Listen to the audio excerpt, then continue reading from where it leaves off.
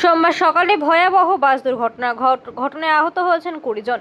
জানা গেছে, নান্দাই দুর্গাপুর রেলগেট সংলগ্ন এলাকায় সোমবার আনুমানিক বেলা 9টা নাগাদ যাত্রীবাহী বাস এবং একটি ডাম্পার মুখোমুখি সংঘর্ষ হয়।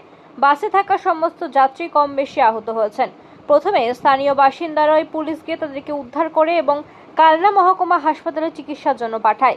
বাসের চালক দীর্ঘক্ষণ আটকে ছিল। পরবর্তী সময় গ্যাস কাটার দিয়ে তাকে কেটে বার করে উদ্ধার করে পাঠানো হয়েছে কালনা হাসপাতালে। কালনা মহকুমা হাসপাতালে আহতদের দেখতে হাজির হন রাজ্যের মন্ত্রী স্বপন দেবনাথ, কালনার এসডিপিও রাকেশ চৌধুরী, কালনা পৌরসভার ভাইস চেয়ারম্যান তপন পোরেল সহ অন্যান্যরা। জানা গেছে, নবদ্বীপের দিক থেকে রানীগঞ্জের দিকে যাত্রী বোঝাই বাসটি যাচ্ছিল। এমন সময় একটি টোটোকে ওভারটেক করে এসে ডাম্পার গাড়িটি বাসের মুখোমুখি ধাক্কা মেরে দেয়।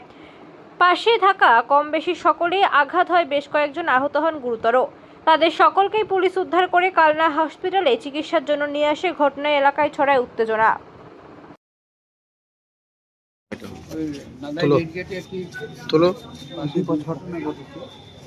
দুজন মতো আহত হয়েছেন।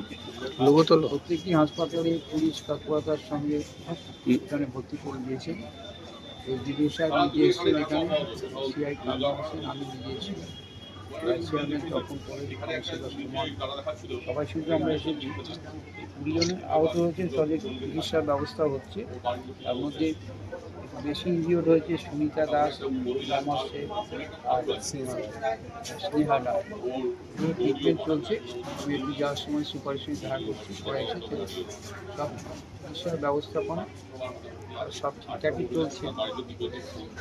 দুর্ভাগ্যজনক যে এটা অ্যাক্সিডেন্ট হয়েছে। 20 জন কোথায় অ্যাক্সিডেন্ট জানা গেছে?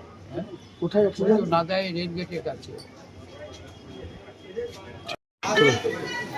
কি হয়েছিল? মানে বাসটা গিয়ে নাম্বারটা দাঁড়িয়ে আস্তে আস্তে যাচ্ছে, নাম্বার দাঁড়িয়েছিল আসতে যাচ্ছে। তাই বাস গিয়ে আমরা গাড়ি কি জোরছে? গাড়ি চলছে, বাস চলছে,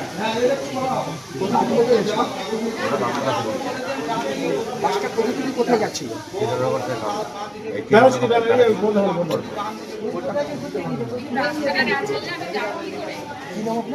পাশের দাস।